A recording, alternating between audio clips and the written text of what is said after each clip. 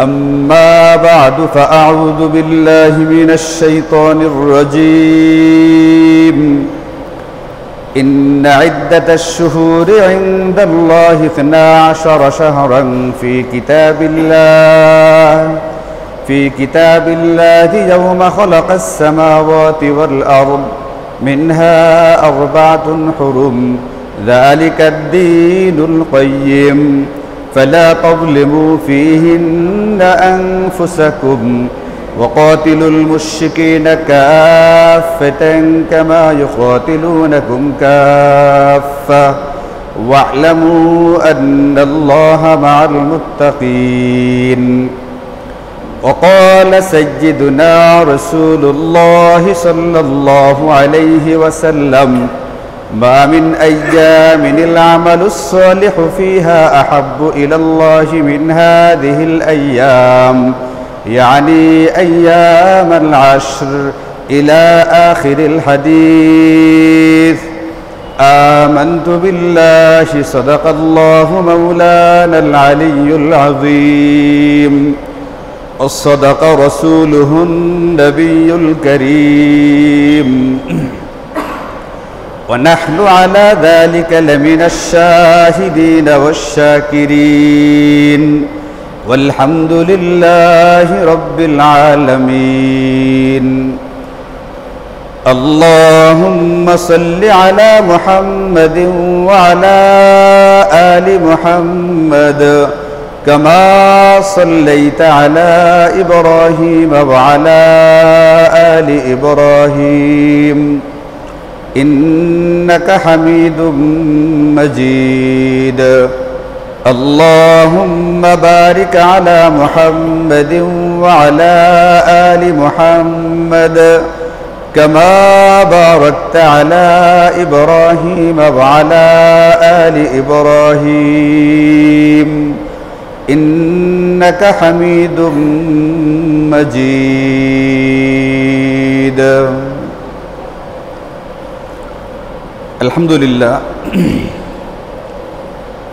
আল্লাহ পাক স্বীয় মেহেরবানি আর দয়াতে মাঝে মধ্যেই আমাদেরকে কিছু সুযোগ দিয়ে থাকেন।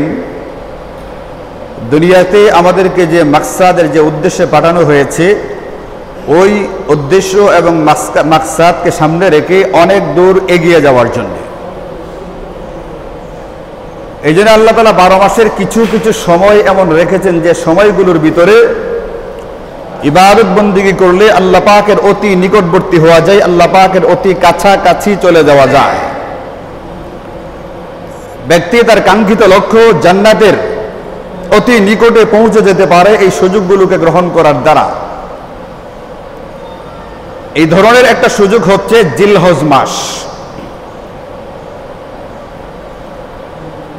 আল্লাহ তাআলা কুরআনে কারীমে ইরশাদ করেন যে আল্লাহ তাআলা আসমান আর জমিন যেদিন সৃষ্টি করেছেন সেদিন থেকে বছরে মাস হলো 12টি। মিনহা আরবাআতুন হুরুম, তার ভিতরে অত্যন্ত সম্মানিত মাস হলো 4টি। নবীজি সাল্লাল্লাহু আলাইহি ওয়াসাল্লাম হুবহু একই কথা বলেন, মিনহা আরবাআতুন হুরুম, 12টি মাসের মধ্যে 4টি মাস অত্যন্ত গুরুত্বপূর্ণ, অত্যন্ত ফজিলতপূর্ণ।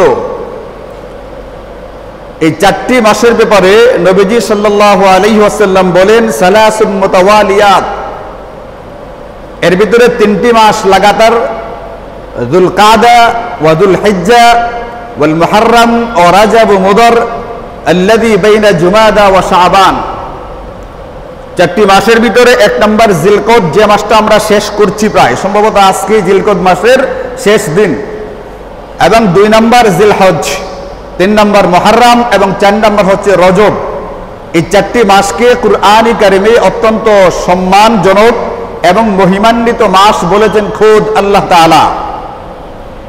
আবার এই 4টা মাসের ভিতরে নবীজি সাল্লাল্লাহু আলাইহি ওয়াসাল্লাম বলেন আলা ওয়া ইন্না আহরামাশ শুহুরি শাহরুকুম হাযা। এই 4 মাসের ভিতরে আবার জিলহজ মাসটা হচ্ছে সবচেয়ে বেশি সম্মানিত। এবং মুমিন ব্যক্তি যদি সে তার কাঙ্ক্ষিত লক্ষ্য আল্লাহকে পাইতে চায়, জান্নাতে পৌঁছে যেতে চায়, তাহলে এই যে গুরুত্বপূর্ণ ফজিলতপূর্ণ সময়গুলো আমাকে দেওয়া আছে, এইগুলোকে গনিমত মনে করে, সুবর্ণ সুযোগ মনে করে এইগুলোকে লুফে নেওয়া লাগবে। আবার জিলহজ মাসের মধ্যে প্রথম যে 10 দিন, এটাকে বলে আশারায়ে জিলহজ্জা। জিলহজের প্রথম দশক, যেটা প্রথম 10টা দিন যে আছে, এইগুলো আবার অনেক গুরুত্বপূর্ণ, অনেক ফজিলতপূর্ণ। জিলহজ মাসের প্রথম দশকের ব্যাপারে কুরআন কারীমের মধ্যে আছে, সূরাতুল ফাজর এর মধ্যে আল্লাহ তাআলা বলেন, ওয়াল ফাজরি ওয়া লায়ালিন আশ, ভোরের কসম এবং 10 রাত্রির কসম। রাইসুল মুফাসসিরিন, সর্বকালের সর্বশ্রেষ্ঠ মুফাসসির হযরত আব্দুল্লাহ ইবনে আব্বাস সহকারী মুফাসসিরিন একরামের বড় একটা দল বলছেন, এই যে আল্লাহ তাআলা 10 রাত্রির কসম খেলেন, এই 10 রাত্রি হচ্ছে জিলহজ মাসের প্রথম 10 দিন বা 10 রাত্রি। আল্লাহ তাআলা যে 10 দিনের কসম খেয়েছেন, এই 10 দিন আল্লাহ পাকের বিবেচনায় আমাদের জন্য অতি গুরুত্বপূর্ণ, ফজিলতপূর্ণ। এই জন্যই আল্লাহ তাআলা এই 10টা দিনের কসম খেয়েছেন। এখন যে 10টা দিন অতি গুরুত্বপূর্ণ, ফজিলতপূর্ণ, এই 10 দিনের ব্যাপারে আমাদের করণীয়টা কি? এই ব্যাপারে নবীজি সাল্লাল্লাহু আলাইহি ওয়াসাল্লাম হাদিসে পাকের মধ্যে বলেন, মা মিন আইয়ামিল আমালুস সালিহু ফিহা আহাব্বু ইলাল্লাহি মিন হাযিহিল আইয়াম, ইয়ানি আইয়ামুল আশর। জিলহজ মাসের প্রথম 10 দিন মধ্যে যে আমলগুলো করা হয়, এই আমলগুলোর চেয়ে অন্য কোন সময়ের আমল আল্লাহ পাকের কাছে প্রিয় না। মানে অন্যান্য সময়ের আমলের চেয়ে আল্লাহ পাকের কাছে সবচেয়ে পছন্দ এবং সবচেয়ে প্রিয় আমল আল্লাহ পাক গণ্য করে থাকেন, তার হিসাবে নিয়ে থাকেন এই জিলহজ মাসের প্রথম 10 দিন বান্দা যে আমলগুলো করে থাকে সেই আমলগুলোকে। তো যেহেতু জিলহজ মাসের প্রথম 10 দিন এর মধ্যে যে আমলগুলো করা হয়ে থাকে আল্লাহ পাকের কাছে অত্যন্ত প্রিয়, আল্লাহ পাকের কাছে খুবই এইগুলো গ্রহণযোগ্য হয়ে থাকে, এই জন্য একজন মুমিন ব্যক্তির করণীয় কর্তব্য হচ্ছে এই 10 দিনের ভিতরে সে যথাসম্ভব তার শারীরিক সামর্থ্য অনুযায়ী যতটুকু পারে, যত বেশি পরিমাণে ইবাদত বন্দেগী করে 10টা দিন পার করার চেষ্টা করবি। এখন ইবাদত বন্দেগী যে কোনো ইবাদত করতে পারে, শরীয়তে যেগুলো আছে, শরীয়ত সম্মত যে সমস্ত ইবাদত বন্দেগী আছে, শরীয়ত যেগুলোকে অনুমোদন দিয়েছে, যে কোনো রকমের বৈধ ইবাদত ব্যক্তি করবে। অনেক ইবাদত আছে শরীয়ত দেয় নাই, ব্যক্তি নিজে এটা আবিষ্কার করেছে, এটাকে বলে বিদআত। বিদআতের তো কোনো গ্রহণযোগ্যতা শরীয়তে নেই, বরং যে ব্যক্তি বিদআতের কার্যকলাপ করবে এই ব্যক্তি জাহান্নামে যাবে। বিদআতে লিপ্ত হওয়া মানেই হলো নিজেকে জাহান্নামে নিক্ষেপ করার নামান্তর।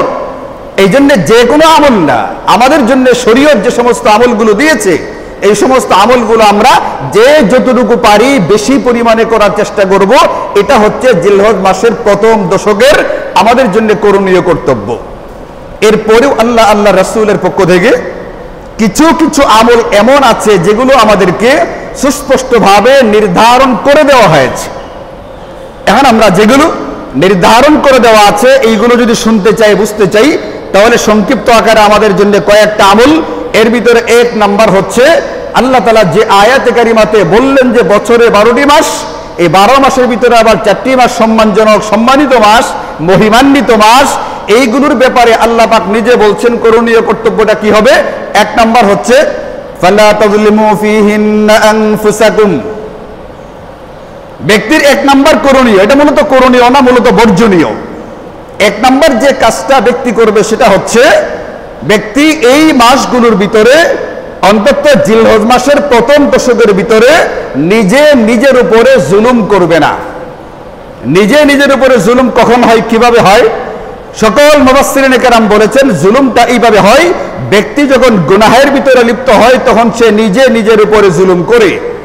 ব্যক্তি যখন আল্লাহ পাকের নাফরমানি করে, আল্লাহ পাকের নাফরমানি মানে হলো ব্যক্তি নিজে নিজের উপরে জুলুম করলো, নিজে নিজেকে জাহান্নামের উপযোগী করে ফেলার চেষ্টা করলো। এই জন্যে উলামায়ে কেরাম আমাদেরকে এই অংশ থেকে বলছেন যে এই ব্যক্তি 4 মাস, বিশেষ করে 4 মাস, এই 4 মাস মানে 4 মাসের প্রশিক্ষণ নিয়ে সে তার সারা বছর মানে সারাটা জিন্দেগি যথাসম্ভব গুনাহ থেকে দূরে থাকার চেষ্টা করবে। তাহলে আমাদের জন্য 1 নাম্বার কর্তব্য হচ্ছে, যেটা মূলত করণীয় নয়, বর্জনীয়, সেটা হচ্ছে সকল প্রকার গুনাহ থেকে বাঁচার চেষ্টা করা লাগবে। আল্লাহর নবী সাল্লাল্লাহু আলাইহি ওয়াসাল্লাম আমাদেরকে বলেন ইবাদত তো আমরা কতটুকু করব, কতটুকুই করা হয়। আমাদের জন্য সবচেয়ে বড় যে বিষয়টা লক্ষণীয় সেটা হচ্ছে নিজেকে গুনাহ থেকে হেফাজত করা। এই জন্য নবীজি বলেন যে ইত্তাকিল মাহারিমা তাকুন আবাদান নাস, তুমি হারাম থেকে গুনাহ থেকে নিজেকে হেফাজত করো। কাল কিয়ামতের ময়দানে আল্লাহ পাকের আদালতে তোমাকে যখন পুনরুত্থিত করা হবে, দাঁড় করানো হবে, তখন তোমাকে পৃথিবীর সবচেয়ে বড় ইবাদতকারী হিসাবে দাঁড় করানো হবে। ইবাদত এত বেশি করে নাই, কিন্তু কি করছে? ইবাদত বেশি করে নাই, কি করছে? কি করলে আল্লাহ পাকের আদালতে বড় ইবাদতকারী হিসেবে উপস্থিত করা হবে? নিজেকে গুনাহ থেকে বাঁচানোর মাধ্যমে।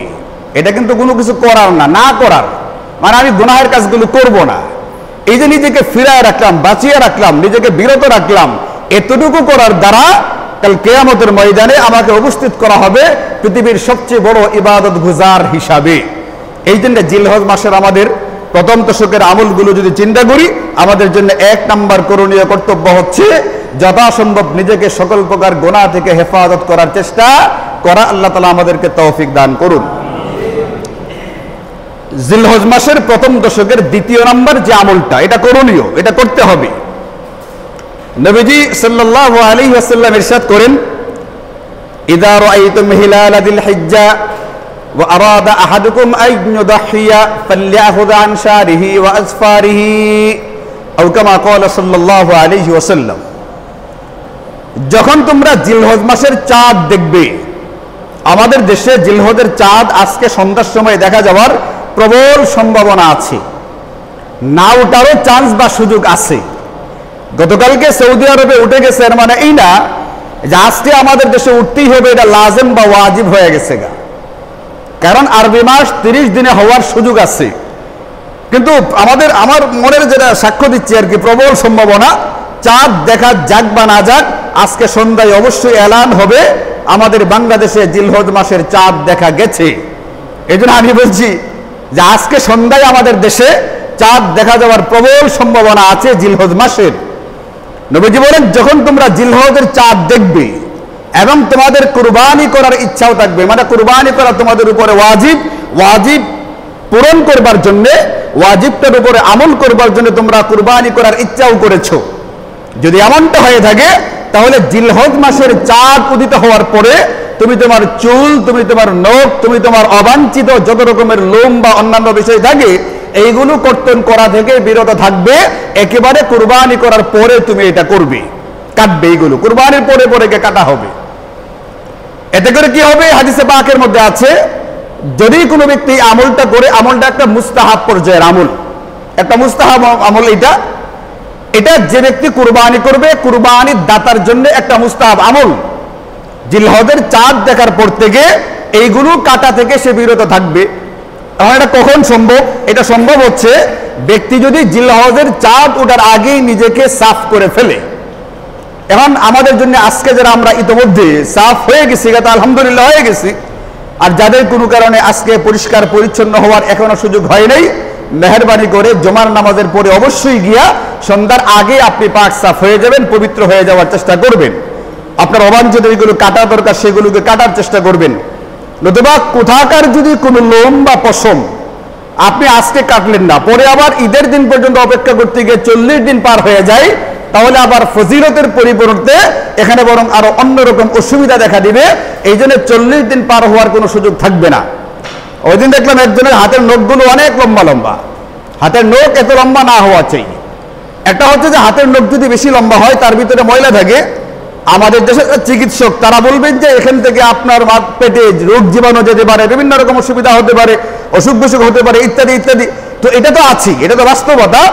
আবার এটাও হতে পারে যদি ওই বড় নখের নিচে শক্ত কোনো কিছু গিয়ে আটকে থাকে, বেশি পরিমাণে ধুলো চলে গেছে, বেশি পরিমাণে কোনো আটার খামিরা লেগে আছে, অথবা অন্য কোনো বিষয় লেগে আছে, আপনি অজু করতে গেলে আপনার অজুটা তখন হবে না। এই জন্য নখগুলো এটা শুধুমাত্র জিলহজ মাসের আমল হিসেবে না, সদা সর্বদাই প্রতি সপ্তাহে কাটবার জন্য উৎসাহিত করা আছে।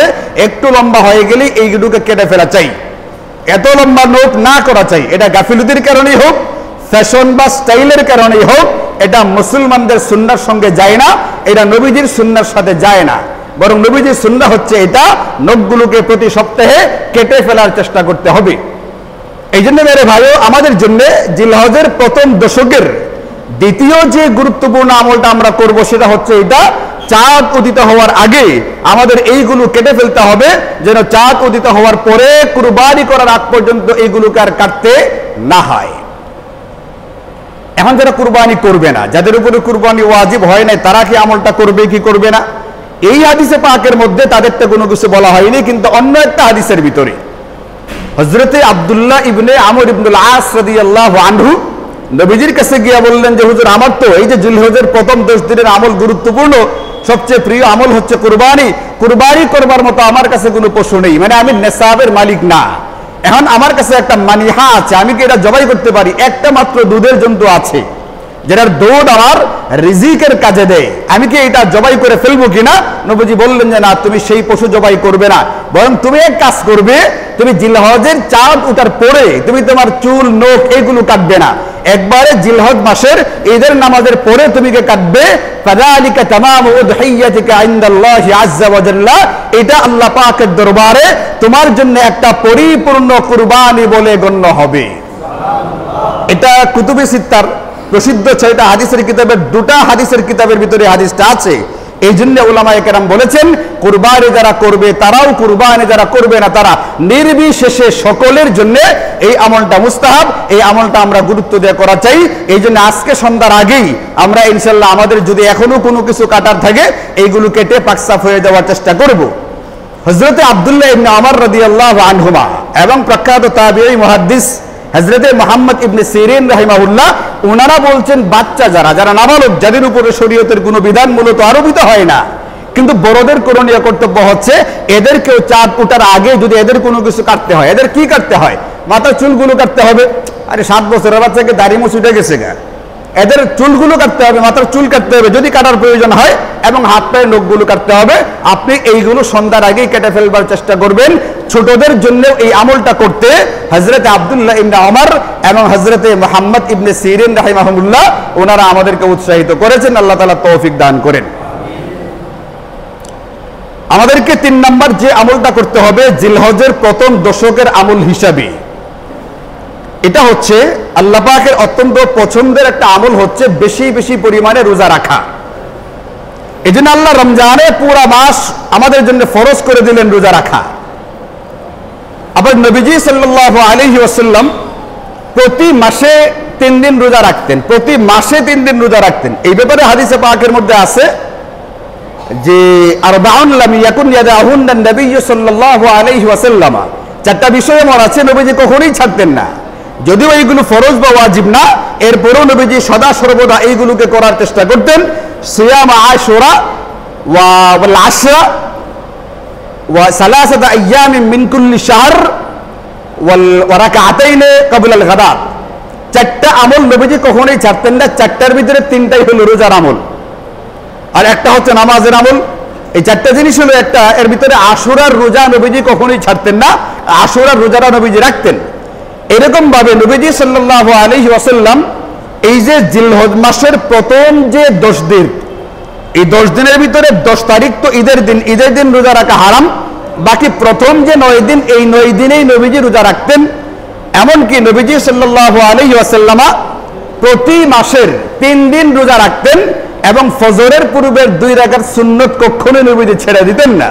নবীজি বলতেন দুনিয়াতে যা কিছু আছে, দুনিয়া এবং দুনিয়াতে যা কিছু আছে তার চেয়ে উত্তম হলো ফজরের ফরজ নামাজের পূর্বের 2 রাকাত সুন্নত নামাজ।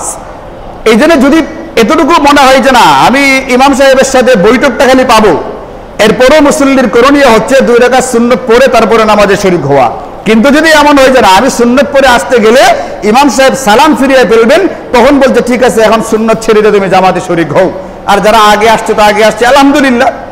এই জন্য আল্লাহ পাকও আমাদেরকে রোজা রাখার জন্য উৎসাহিত করেছেন। নবীজিও বেশি বেশি রোজা রাখতেন, প্রতি মাসে 3 দিন, প্রতি সোমবার এবং বৃহস্পতিবার। এছাড়া বিভিন্ন সময়ে আশুরা রোজা রাখতেন, জিলহজের রোজা রাখতেন। এই জন্য উলামায়ে কেরাম বলেছেন আমাদের জিলহজের প্রথম দশকের আমল হিসেবে যদি আমরা করতে চাই, তাহলে জিলহজের প্রথম দশকের প্রথম 9 দিন যদি কারো জন্য তেমন কোনো অসুবিধা না হয়, তাহলে রোজা রাখার চেষ্টা করা, রোজাগুলো রাখা চাই। কানা রাসূলুল্লাহ সাল্লাল্লাহু আলাইহি ওয়াসাল্লাম ইয়াসুমু 9 যিলহিজ্জা, নবীজি জিলহজ মাসের প্রথম 2 দিন রোজা রাখতেন। রাখতেন মানে তার রাখাটা অভ্যাস ছিল, তিনি সবসময় এটা করতেন। এই জন্য আমাদের যাদের বিশেষ কোনো সমস্যা নেই, ইচ্ছা করলে রোজাগুলো রাখতে পারি, তাহলে তারা রোজাগুলো গুরুত্ব দিয়ে রাখার চেষ্টা করি, ঘরের মা বোনদেরকে আমলগুলো বলবার চেষ্টা করি, কারণ তাদের দ্বারা রোজা রাখা অনেক সহজ, তারা অনেক রোজা রাখতে পারে, এতে কোনো অসুবিধা হয় না। তাদের মধ্যে গাফিলিতি আছে নামাজ নিয়ে, রোজা রাখতে তারা তেমন কোনো অসুবিধা বোধ করে না। এই জন্য তাদেরকে বিষয়গুলো বলবো, তারাও যেন আমলগুলো করার সুযোগ পায়। তাহলে আমাদের জন্য 3 নম্বর করণীয় কর্তব্য হচ্ছে জিলহজ মাসের প্রথম 9 দিন যারা পারি তারা রোজা রাখার চেষ্টা করবো ইনশাল্লাহ। আজকে সন্ধ্যায় যদি চাঁদ উদিত হয়, তাহলে আজকে রাত্রে থেকে সেহরি খেয়ে ঈদের আগের দিন পর্যন্ত রোজা রাখার চেষ্টা করা চাই। আল্লাহ তাআলা তৌফিক দান করেন। 4 নম্বর যে আমলটা আমাদেরকে করা লাগবে, এটা হচ্ছে রোজারই। এই যে জিলহজের প্রথম যে 9 দিনের কথা বলা হলো, এই 9 দিনের ভিতরে 9ম তারিখ যেটাকে কিতাবের পরিভাষায় আরাফা এর দিন বলে। মনে রাখবেন, আরাফার দিন মানে যেদিন হজ হয় সেটা না। আরাফার দিন যে দেশে যে অঞ্চলে ঈদের আগের দিন যেটা হয়ে থাকে, যেটা 9 জিলহজ, জিলহজ মাসের 9 তারিখ যেটা, এটাকে হাদিসের পরিভাষায় আরাফার দিন বলা হয়ে থাকে। সৌদি আরবে গত বেশ কয়েক বছরের হিসাব অনুযায়ী সৌদি আরবে আমাদের থেকে একদিন আগে চাঁদ ওঠে। এই জন্য ওই দেশে যেদিন 9 তারিখ হবে, এই দিন আমাদের দেশে কিন্তু কয় তারিখ হবে? 8 তারিখ হবে। এটা কিন্তু আমাদের জন্য আরাফার দিন না, তাদের জন্য 9 তারিখ হিসাবে তাদের জন্য আরাফার দিন। কারণ তারা গতকালকে রাতে, গতকালকে সন্ধ্যায় তারা তাদের আকাশে চাঁদ দেখেছে জিলহজ মাসের। কিন্তু আমাদের দেশে গতকালকে আমাদের আকাশে জিলহজের চাঁদ কি দেখা গেছে না যায় নাই? যায় নাই। এই জন্য আমাদের দেশে এখনো জিলহজ মাস শুরু হয় নাই, অথচ আজকে তাদের ওখানে আজকে জিলহজের 1 তারিখ, আমাদের এখানে জিলহজ শুরুই হয় নাই। এই জন্য কোনো ব্যক্তি যদি বলে আরাফার দিন মানে তাদের সাথে মিল রেখে তারপরে রোজা রাখা, এটা একটা বিভ্রান্তিকর কথা, এটা একটা ভুল কথা। যদি আপনাকে এটাকে বলে আরাফার দিন মানে সৌদির যেটা আরাফার দিন সেটাই আমাদের আরাফার দিন, তাহলে সৌদির যেটা ঈদের দিন সেটা আমাদের ঈদের দিন। বুঝেন না এই কথাটা? সৌদি আরবের আরাফার দিনটা যদি আমাদের আরাফার দিন হয়, তাহলে সৌদি আরবের ঈদের দিনটা কাদের ঈদের দিন হবে? তাহলে আমাদের ঈদ করতে হবে সৌদির সাথে মিল রেখে 9 তারিখে, 10 তারিখে না। যারা এটা বলবে এদেরকে বলবেন 9 তারিখে পশু কুরবানি করো। তোমার ঘরে আসছে আমি দাওয়াত খেয়ে সন্ধ্যার সময়, রোজা রাইখা ইফতার ঘরে করে পরে তোমার বাড়িতে রাত্রিবেলা খানা খাইতে আসবো আমি গরুর গোশত দিয়া, ধোয়া ওটা গরম গরুর গোশত দিয়ে। মামা আছেন এখানে? মানে ভাই, ওই জন্য আরাফার দিন রোজা রাখা, আরাফার দিন রোজা, আরাফার দিন রোজা মানেই হলো যে দেশের ব্যক্তি হবে, যে অঞ্চলের ব্যক্তি হবে, ওই অঞ্চল বা দেশ অনুযায়ী জিলহজ মাসের যে 9 তারিখটা ওই দিন রোজা রাখবে। রাখলে কি হবে? নবীজি বলেন সিয়ামু ইয়াউমি আরাফা আহতাসিবু আলাল্লাহি আইয়ুকাফিরা আস-সানাতাল্লাতী ক্বাবলাহু ওয়াস-সানাতাল্লাতী বা'দাহু। যদি কোনো ব্যক্তি আরাফার দিনের রোজাটা রাখে, আমি আল্লাহ পাকের কাছে আশাবাদী যে আল্লাহ তাআলা এই রোজা রাখনে ওয়ালার আগে পরের 2 বছরের গুনাহ খাতা মাফ করে দিবেন। মানে ভাইও, সেই গুনাহগুলো হচ্ছে উলামায়ে কেরামের মতে সগীরা গুনাহ। কবিরা গুনাহের জন্য তওবা লাগবে। ইমাম নববী বলছেন তওবার জন্য 3টা জিনিস জরুরি।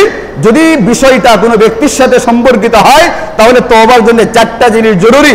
4 নম্বরটা হলো যে ব্যক্তির হক নষ্ট করা হবে, এই ব্যক্তির হক আদায় করে দেওয়া লাগবে।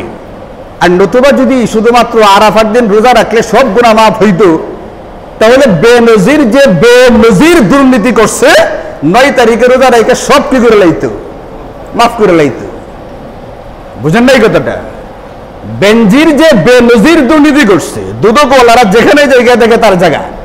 গতকালকে না পরশু দিনও দেখলাম গাজীপুরে তার জায়গা পাইছে 4 একর না 4 বিঘা, 2টা 7তলা বাড়ি পাইছে। মানে তার সম্পত্তি এখনো সব পায়া শেষ হয় নাই।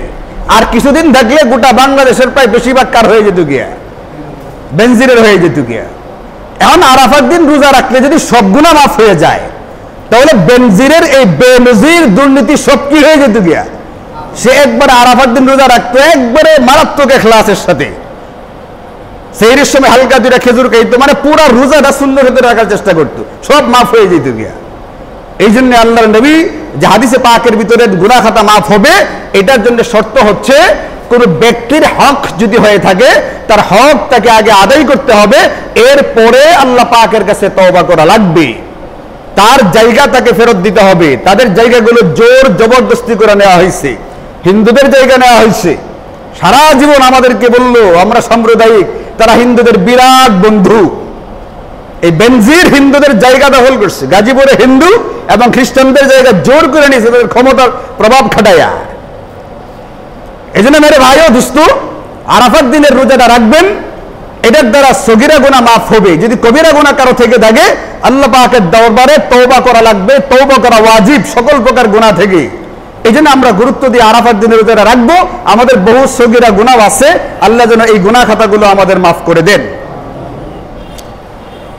5 নম্বর যে আমলটা আমাদেরকে গুরুত্ব দিয়ে করা লাগবে সেটা হচ্ছে এটা, আল্লাহ রাসূলের পক্ষ থেকে আমাদেরকে এমনিতেই বেশি বেশি পরিমাণে জিকির, তাসবিহ, তাহলিল এইগুলো করতে উৎসাহিত করা আছে। কুরআনে কারীমে বহু আয়াতের ভিতরে আল্লাহ বলেন উযকুরুল্লাহ যিকরান কাসীরা, আল্লাহ পাকের বেশি বেশি জিকির করো। ওয়াসাব্বিহুহু বুকরাতান ওয়া আসীলা, সকাল সন্ধ্যায় আল্লাহ পাকের তাসবিহ পড়ো, আল্লাহ পাকের প্রশংসা করো। এমনিতেই সারা বছর সব সময় আমাদের জন্য বেশি পরিমাণে আমল করার জন্য উৎসাহ দেওয়া আছে, উৎসাহিত করা হয়েছে। কিন্তু এরপরেও নবীজি সাল্লাল্লাহু আলাইহি ওয়াসাল্লাম বলেন হাদিসে পাকের মধ্যে, মা মিন আইয়ামিন আযমু ইনদাল্লাহি ওয়ালা আহাব্বু ইলাইহি, বলে এই 10 দিনের ভিতরে আল্লাহ পাকের কাছে সবচেয়ে প্রিয় আমল হচ্ছে এই 10 দিনে যে আমলগুলো করা হয়ে থাকে। এই জন্য তোমাদের কাজ হলো ফাকসিরু ফিহিন্না মিনাত তাহলিলি ওয়াত তাহমিদি ওয়াত তাকবীর, বেশি বেশি তাহলিল পড়বে, তাহমিদ করবে, তাসবিহ পড়বে। সুবহানাল্লাহি ওয়াল হামদুলিল্লাহ ওয়ালা ইলাহা ইল্লাল্লাহু আল্লাহু আকবার। তাসবিহ মানে সুবহানাল্লাহ বলা, তাহলিল মানে লা ইলাহা ইল্লাল্লাহ বলা, তাকবীর মানে আল্লাহু আকবার বলা, তাহমিদ মানে আলহামদুলিল্লাহ বলা। এর মানে হচ্ছে এই যে তাসবিহটা, যারা আমাদের তাবলীগী ভাইয়েরা এক তাসবিহ হিসেবে পড়ে থাকে, ইস্তিগফারকে আরেকটা ধরে আর দুরূদ শরীফকে আরেকটা তাসবিহ, 3 তাসবিহ বলে থাকে। 3 তাসবিহের ভিতরে একটা হচ্ছে এটা সুবহানাল্লাহি ওয়াল হামদুলিল্লাহ ওয়া লা ইলাহা ইল্লাল্লাহু আল্লাহু আকবার। এটা কিন্তু তাবলীগী ভাইদের আবিষ্কার করা আমল না, আমলটা তো মূলত কোরআন সুন্নাহ, ওনারা কোরআনের কি গুরুত্ব দেয়া, এটা ওনাদের সৌভাগ্য যে আল্লাহ তাআলা তাদেরকে করার তৌফিক দিচ্ছেন, তারা করেন এটা। কিন্তু এই সৌভাগ্যটা আমার আপনারও দরকার আছে, আমাদেরও এই নেওয়াটার দরকার আছে। নবীজি আমাদেরকে উৎসাহিত করেছেন এই 10 দিন বেশি বেশি পরিমাণে তাসবিহ, তাহলিল, তাকবীর এইগুলো পড়ো। আপনি একসাথে পড়তে পারেন সুবহানাল্লাহি ওয়াল হামদুলিল্লাহ ওয়া লা ইলাহা ইল্লাল্লাহু আল্লাহু আকবার, আবার ভেঙ্গে ভেঙ্গে আলাদাও পড়তে পারেন। প্রথমে সুবহানাল্লাহ সুবহানাল্লাহ পড়লেন, এরপরে আলহামদুলিল্লাহ আলহামদুলিল্লাহ পড়লেন, এরপরে আল্লাহু আকবার পড়লেন, এরপরে লা ইলাহা ইল্লাল্লাহ পড়লেন। আলাদা পড়েন, কোনো রকম অসুবিধা নেই। তাসবিহ হাতে নেন, বেশি করে পড়েন। এটা তাসবিহটা হাতে নিলে এটা সুবিধা হলো, এটা আমাদেরকে মনে করায় দেয় যে আমার কিছু একটা পড়া দরকার। মসজিদে এসে গল্পগুজব না করে, ঠাস ঠুস শব্দ না করে এই তাসবিহটা হাতে থাকলে সুবিধা হলো এটা আমাকে মনে করায় দেয় যে আমার মুখে একটা কিছু পড়া দরকার। গল্পগুজব না, বরং তাসবিহ পড়া দরকার। তাসবিহ আপনি আগের যে গোটাওয়ালা ওটাও পড়তে পারেন, এখন আধুনিক ডিজিটাল তাসবিহ আছে, ওখানে আপনার এই যে আংটির মতো লাগায় রাখে, একটা সুইচ থেকে এটাতে টিপলে এটাও হয়। এটা গনে রাখা জরুরি না, গুনাটা কোনো জরুরি না। ওটা হলো যে এটা থাকলে আপনার এটা মনে পড়ে যে আপনার কি করা দরকার একটা তাসবিহ। আর এখানে আপনাকে কেউ টিটকারি করতে পারে, বাবা বিরাট করে বুজুর্গ হয়ে গেছে দেখা যায়, টিটকারি করলে কোনো অসুবিধা নেই। এই পৃথিবীতে এমন কোন নবী ছিলেন না যাকে টিটকারি করা হয়নি। মা ইয়াতিহিম বির রাসূল ইল্লা কানু বিহি ইস্তাহজিউন। তো নবীকে টিটকারি করা হয়েছে, আমাকে আপনাকে টিটকারি করা হইলে নবীদের একটা সুন্নাত আমার পালন হয়ে গেল গিয়া। আর আলহামদুলিল্লাহ বলবেন আপনাকে কেউ টিটকারি করলে। এই জন্য আমরা বেশি বেশি আমলটা করা চাই। এই 5টা আমল আমি আপনাদেরকে বললাম। জিলহজের প্রথম দশকের বেশ কিছু আমল আছে, এর ভিতরে কতগুলো আগে আলোচনা হয়ে গেছে। যেমন ধরেন সবচেয়ে গুরুত্বপূর্ণ হজের আলোচনা হয়ে গেছে, এরপরে কুরবানি ওয়াজিবের আলোচনা হয়ে গেছে।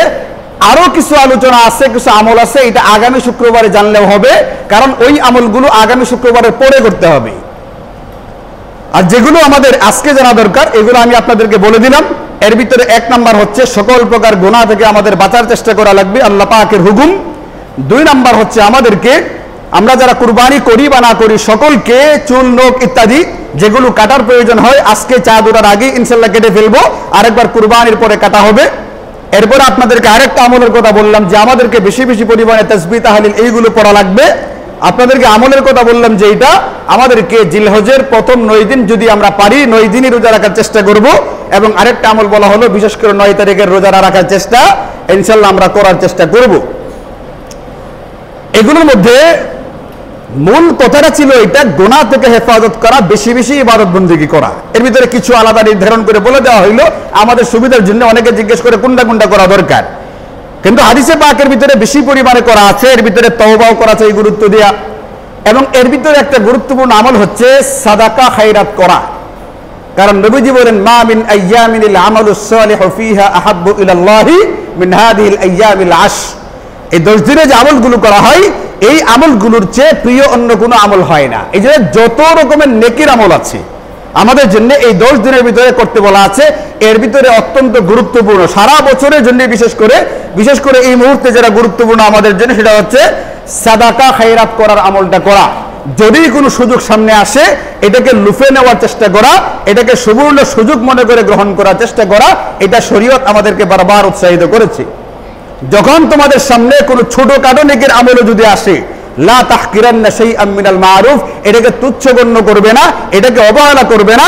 এই সুযোগটা আজকে আছে, আরেকদিন তোমার জন্য থাকবে না। আজ থেকে বেশ কয়েক বছর আগে আমাদের মসজিদের সামনে ওযুখানা করা হবে। তখন যারা দায়িত্বে ছিলেন তারা ওযুখানা করতে চাইতেছেন, মোটামুটি তারা নিজস্ব একটা প্ল্যান করে করার চেষ্টা করলেন।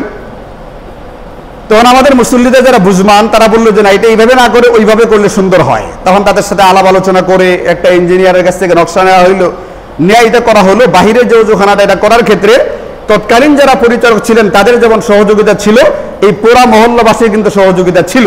তাদের সহযোগিতা নিয়ে ওই সামনের যে ওযুখানা নিচতলাটা এবং উপরতলা দুইটা করা হয়েছে।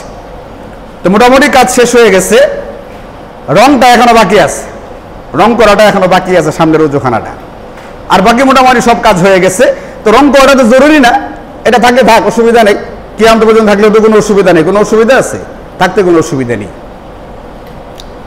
অসুবিধা হলো ওযু করার জন্য যে মোটর দরকার, মোটরটা তখন সমস্যা। এখন তখন যারা মসজিদ পরিচালনা করতেন তারা বললেন, পুরাতন যে মোটরটা আছে এটাই লাগানো হোক। এটা লাগালে একটা হলো প্রচন্ড শব্দ হয়, আর 2 নাম্বার ট্যাঙ্কিটা ভরতে অনেকক্ষণ সময় লাগে।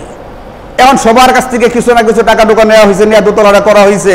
এখন আবার কিভাবে মানুষের কাছে টাকা চাই, একটা মোটর লাগবে আমাদের প্রায় 35-40 হাজার টাকা লাগে।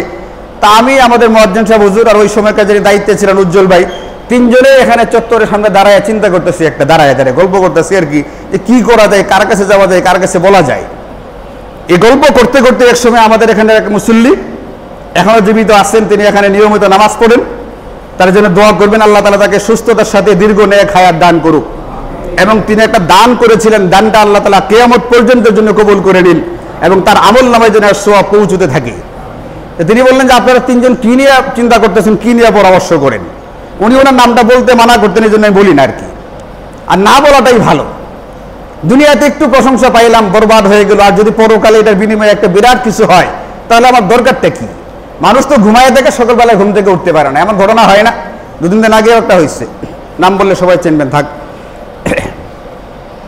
বলে আমরা এটারই একটু পেরেশান যে আমাদের তো মোটর নাই, তারাও না করে আবার এলাকাবাসীর কাছে আবার চাইবো, একটু লজ্জা লাগতেছে।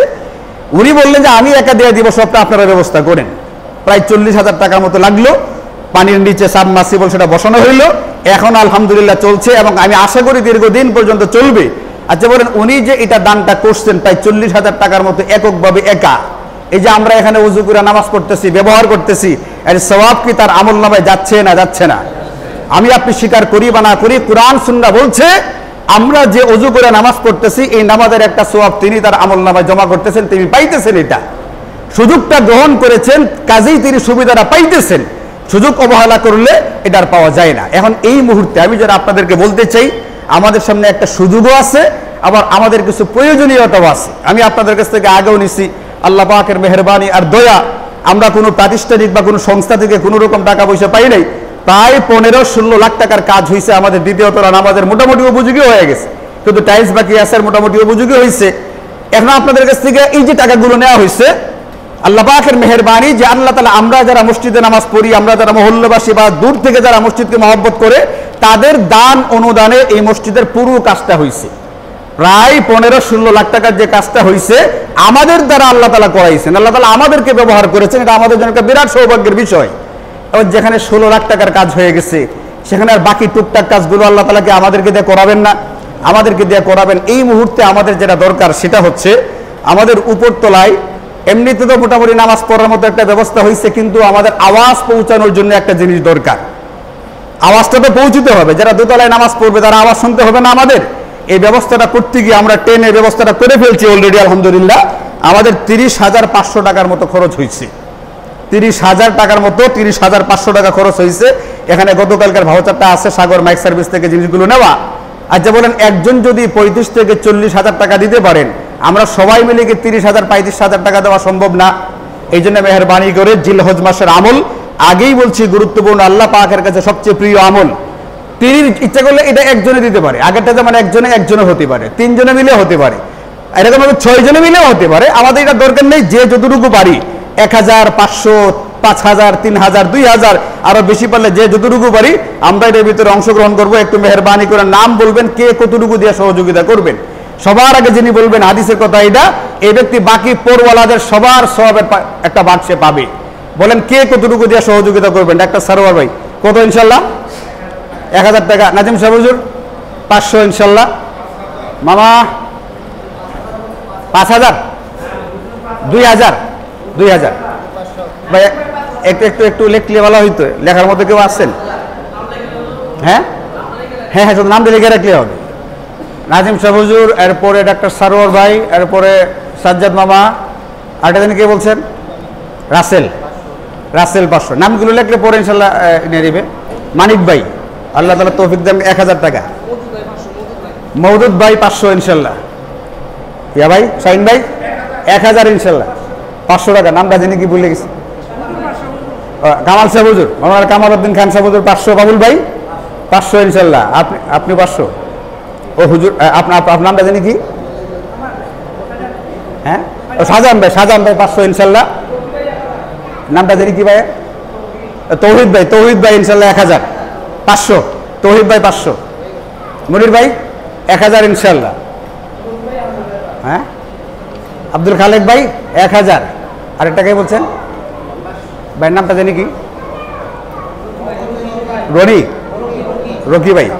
হ্যাঁ, ও আচ্ছা, কামাল সবুজ ওটা আইসা পড়ছে ইনশাল্লাহ, আলহামদুলিল্লাহ। আজিম ভাই, আজিম ভাই কে জানে? কে? আলহামদুলিল্লাহ, এটা হয়ে গেছে আলহামদুলিল্লাহ। তাহলে কি হয়ে গেছে? শেষ? এটা তো হয়ে গেছে মনে হয় নাকি? এখানে 15 হইলে বাকি কি এলাকায় 15 হয়েছে? না, 15 হয়েছে না। জি,